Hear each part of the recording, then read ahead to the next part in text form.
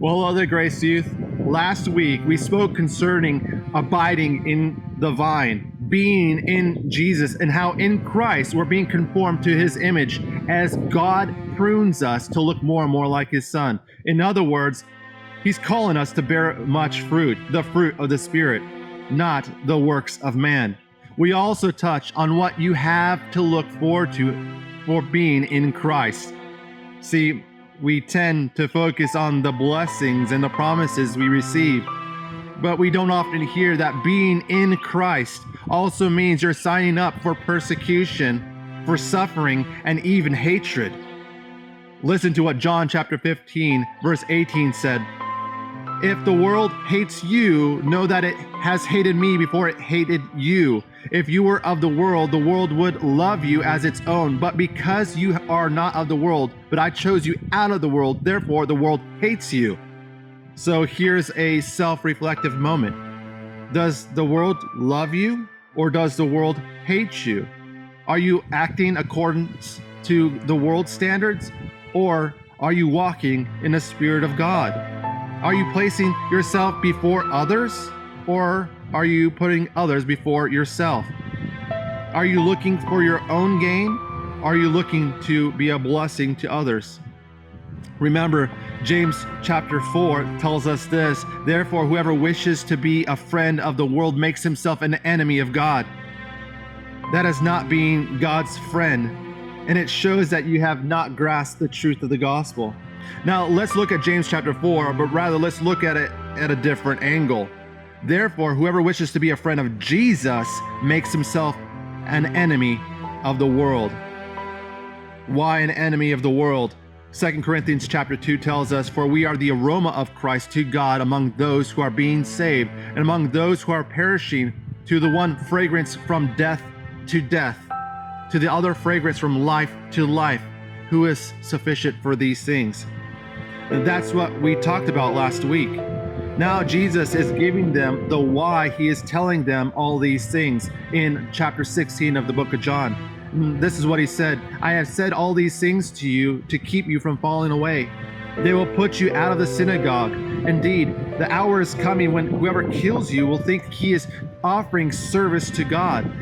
And they will do these things because they have not known the Father nor me. But I have said these things to you, that when their hour comes, you may remember that I told them to you. I have said all these things to you to keep you from falling away. I have a friend who joined the Air Force and went through survival training. And through his training, they simulated what it would be like if you were captured and placed as a prisoner of war. Now, why would the Air Force put their soldiers through such training? So they wouldn't be caught by surprise, and they would know what to expect. What Jesus is doing here is pretty much the same thing. He's preparing his disciples, he's preparing them so they will not fall away, so they know what to expect. Verse 2 tells us this, they will put you out of the synagogues. Indeed, the hour is coming when whoever kills you will think he's offering service to God. I can imagine Paul the Apostle reading John's letter and saying, wait a second, that was me. In Acts chapter 9, we learn about Paul's attitude, who was known as Saul, towards the Christian. Listen on. Chapter 9 of Acts. Meanwhile, Saul, who is Paul, was still breathing out murderous threats against the Lord's disciples. He went to the high priest and asked them for a letter to the synagogues in Damascus, so that if he found any there who belonged to the way, those are the Christians, whether men or women, he might take them as prisoners to Jerusalem. He thought he was doing God a favor. He was blinded to the truth, and it took an act of God to open his eyes. It is the same chapter, Acts chapter 9, where Paul meets the resurrected Jesus on the road to Damascus, and where Jesus said, not why are you persecuting my disciples, but rather, why are you persecuting me? Do you see the connection from last week? We are in the vine, and we're defined by the vine. So the persecution of the disciples is a persecution against Christ himself.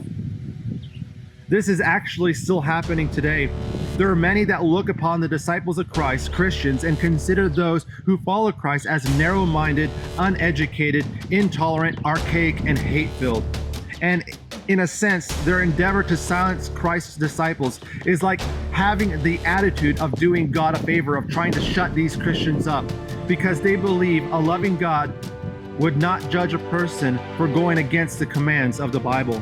But we Christians, we adhere to, we are in Christ and have come to the conclusion God knows better, and therefore I would rather listen to the wisdom of God rather than the wisdom of man, and allow God to determine, to define things pertaining to life rather than myself. Why? Because I know where my decisions lead. Why does the world do these things? Well, verse 3, and they will do these things because they have not known the Father nor me. But I have said these things to you, that when their hour comes, you will remember that I told them to you. We have known Jesus, and he has made the Father known to us.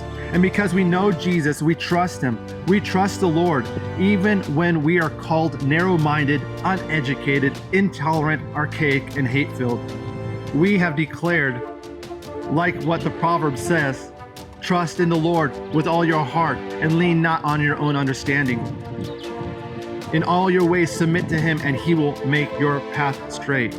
Know this, Christians, God will always prepare his disciples for what's to come, and he does so through his word. Are you prepared?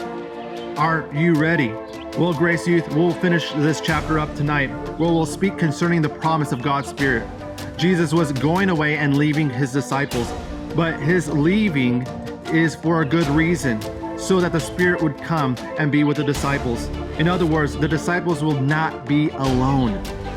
Because like God told Joshua in Joshua chapter 1 verse 9, have I not commanded you?